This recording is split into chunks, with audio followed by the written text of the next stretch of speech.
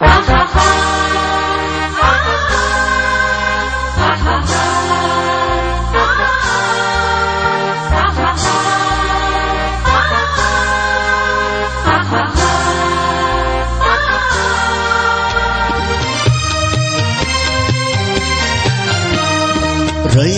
मधुनी नव्या युगाचा माणूस आता घडतो आहे.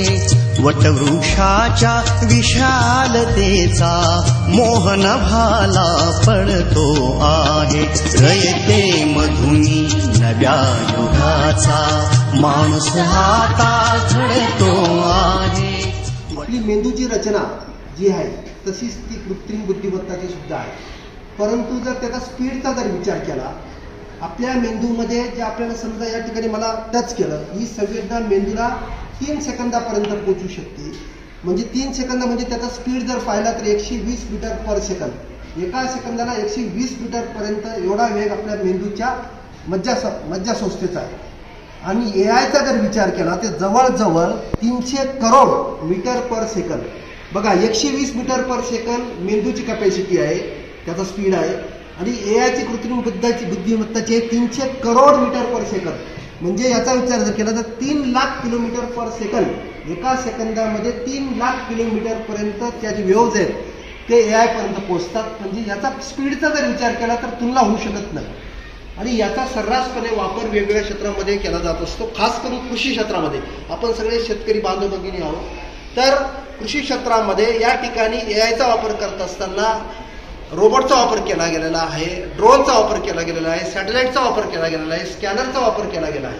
समजा तुमच्याकडे ऊसाचं उत्पादन घेतलं जातं, त्या ऊसाला कोणता रोग झालेला आहे, स्कॅनरच्या माध्यमातून त्या पानाचा जर फोटो काढला तर त्याला इन्फेक्शन कोणतं झालेलं आहे हे लगेच काही सेकंदामध्ये एआय तुमच्या मोबाईल जर कनेक्ट झाला तर तुमच्या मोबाईलवर मेसेज येईल, या पद्धतीचा इन्फेक्शनच्या ऊसाला झालेला आहे आणि लगेच त्याच्यावर ट्रीटमेंट काय हे सुद्धा लगेच एआय सांगतं. म्हणजे एआयचे जे विस्तार जर पाहिला आपण तर तो प्रचंड आहे विश्वामध्ये. आणि यामध्ये वेगवेगळ्या क्षेत्रात आहेत. कृषी तर झालं, संशोधन क्षेत्रात आहे, अवकाश क्षेत्रात आहे, आरोग्य क्षेत्रामध्ये आहे. आरोग्य क्षेत्रामध्ये जर मी विचार केला तर ज्या कपलला संतती होत नाही तर यावेळेस आपण IVF सारखे जे नवीन टेक्नॉलॉजी आलेली, इन विट्रो फर्टिलायझेशन, याच्या माध्यमातून टेस्ट ट्यूब बेबी तुम्ही ऐकला असेल शब्द. पण त्याच्या पलीकडे जाऊन एआयने अशी एक क्रांती घडवलेली आहे. कधी कधी जी IVF आहे, इन विट्रो फर्टिलायझेशन ते म्हणतो आपण त्याला, म्हणजे ते जो गर्भ आहे तो गर्भ टेस्ट ट्यूबमध्ये फर्टिलायझेशन करून पुन्हा त्या स्त्रीच्या योनीमध्ये सोडला जातो, योनीमध्ये वाढतो. हे फेल्युअर 99% फेल्युअर झालेलं आहे, 1% फक्त सक्सेस आहे. पण एआयच्या माध्यमातून 100% सक्सेस झालेलं आहे. म्हणजे एआयने अशी क्रांती केलेली आहे की कोणतं क्षेत्र सोडलेलं आहे त्या प्रत्येक क्षेत्रामध्ये प्रचंड भरारी घेतलेली आहे. आणि म्हणून संस्थेने हा विचार केला. आज जर विचार केला, आशिया खंडामध्ये एकमेव रयत शिक्षण संस्था आहे की तिथे एआय इयत्ता 5वीच्या विद्यार्थ्यांपासून सुरू केलेला आहे. की 5वीच्या विद्यार्थ्यांना कळलं पाहिजे की एआय मध्ये काय आहे, नेमकं एआयचं इम्प्लिमेंटेशन कसं केलं गेलं पाहिजे, एआय मध्ये कोणती लँग्वेज वापरली जाते, त्याची कोडिंग लँग्वेज जी आहे, हे सगळं 5वीपासून विद्यार्थ्यांना धडे शिकवण्याचं काम या ठिकाणी होणार आहे. रयत शिक्षण संस्थेने मध्यंतरीच्या कालखंडामध्ये काही जे तज्ज्ञ शिक्षक आहेत, आमचे ठोकेसर आहेत, आकाश टर्ले, हे जेव्हा त्या ठिकाणी प्रशिक्षण घ्यायला गेले आणि मग आम्हाला कुतूहल होते की नेमके हे प्रशिक्षणामध्ये काय आहे. आणि त्या दोघं सेवकांनी या ठिकाणी येऊन सगळ्या सेवकांना या ठिकाणी प्रशिक्षित केलं. आणि आम्हाला प्रशिक्षित केल्यानंतर आम्हाला कळालं की एआय मध्ये फरक आहे, प्रचंड आहे. आणि ज्याला जसं आपण आतापर्यंत म्हणत होतो, ज्याला लिहिता वाचता येत नाही तो निरक्षर, नंतर पुढची संकल्पनाला ज्याला संगणक चालवता येत नाही तो निरक्षर, पण त्याच्याही पुढे आता असं गेलेलं आहे ज्याला एआयचा नॉलेज नाही तो निरक्षर राहणार. वटवृक्षाच्या विशालतेचा मोहन भाला पडतो आहे. रयते मधुनी नव्या युगाचा.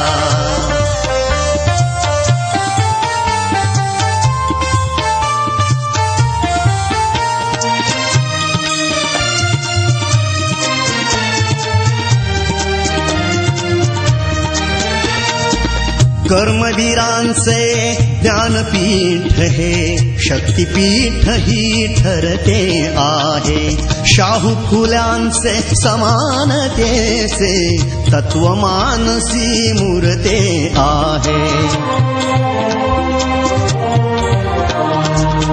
धर्म जातीच्या पार गांधींचे मूल्य मानवी जपतो आहे. रयते मधुनी नव्या युगाचा माणूस आता घडतो आहे.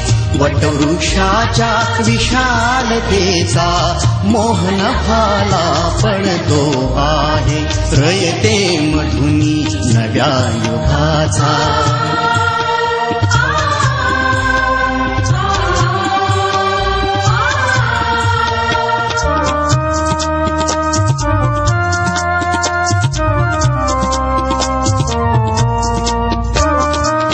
गरिबासाठी लेणी मोडून लक्ष्मी वहिनी झाली आई. कमवा आणि शिका मंत्र हा तरुणाईला प्रेरक होई.